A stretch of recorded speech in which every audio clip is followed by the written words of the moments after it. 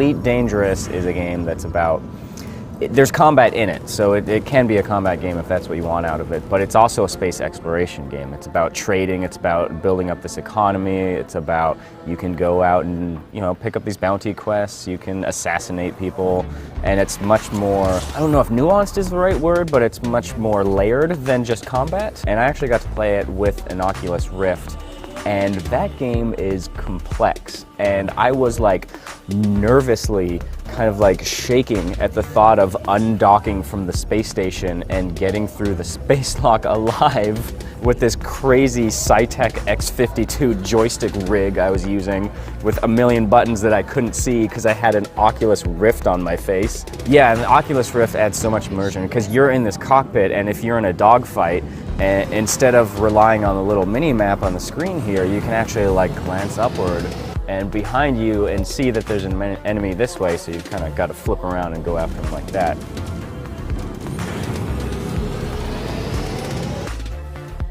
Dawngate, well, it's a MOBA from it's being published by EA, and I actually had quite a long conversation with the lead developer on the game. They're obviously wanting to get into that space, but they're trying to make a game that's, you know, different to the existing MOBA stuff. Something that's going to appeal to them in a different way, i.e. it's more accessible.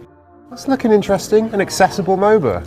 We'll see. Oh, and it's free to play, so, you know, at least you can just go try it, right? And as good is good. Yeah, we saw that Battlecry trailer a couple of weeks ago. Looks all pretty and stuff. It's got Victor Antonov from Half-Life 2 fame. It's cool. It's like a big old collaboration between a bunch of real talented people. It's free to play, so there's always that, which has, I don't know, kind of always has a little stain on whatever game is coming out. But it kind of looks like, imagine if Team Fortress was third person and had like only melee combat, because they've outlawed gunpowder in this world. They have it playable on the show floor, but it's pretty early days. But yeah, it looks like something to look out for, if only for the fact that the people who are involved in that game have a lot of big games behind them. So kind of trust them to do it right.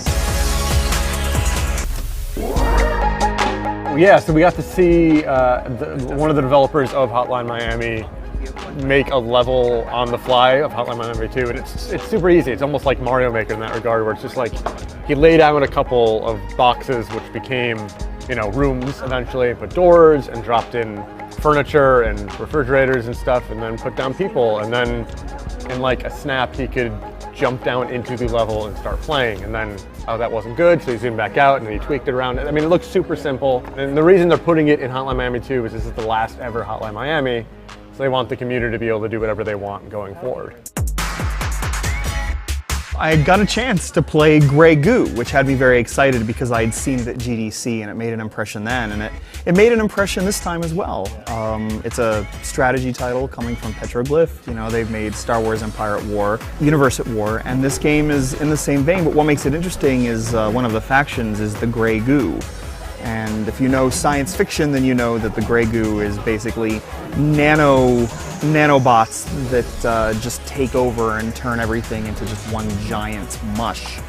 So and the Grey Goo is essentially a faction in which you don't have a base, and everything starts with this big glob of goo that you can command around to collect resources, and then eventually split it off into more types of goo that in and of themselves can turn into different types of units. So if you're into rushing, or if you're into just getting into play right away and staying on the offensive, the Grey Goo faction is the way to go. There are two other factions as well, the Beta and the Humans, but I only played the Grey Goo today, and I'm glad I did because it was pretty unique.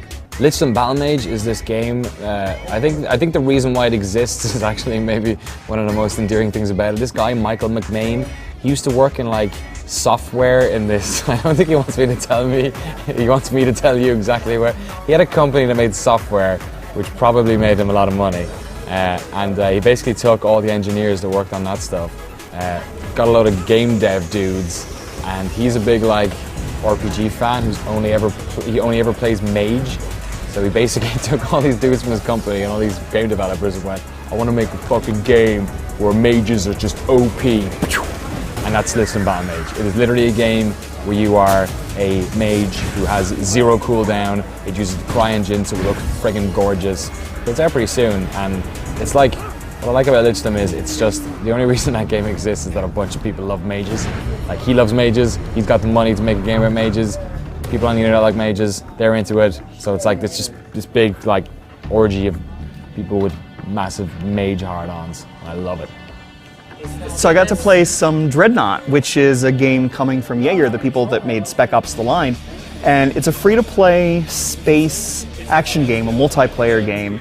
And what makes it a little bit different from most space combat games is that you control giant ships. You know, that's where the name Dreadnought comes from. You're not rushing through space in a strike cruiser. You're taking things slow and steady in a giant battleship type of situation. And it was really fun. You get different skills that you can use, different types of ships. There is a Corvette and support ships, and also giant battleships, and of course the Dreadnought, which is in the title of the game. And it was a lot of fun.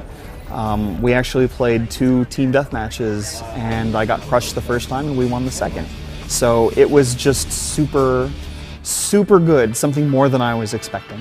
I saw The Sims 4, which is bizarre, if I would describe it in one word. So it's basically about fleshing out the characters of the Sims and their personality traits, but it seems to manifest itself in very kind of quirky and eccentric ways.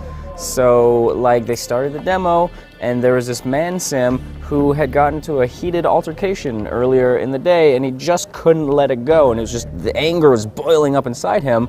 And because he had the bro personality trait, he decided to work off his anger by doing rage sit-ups. So here he is in this public park, just working off the anger by doing sit-ups and just grunting and shouting to himself.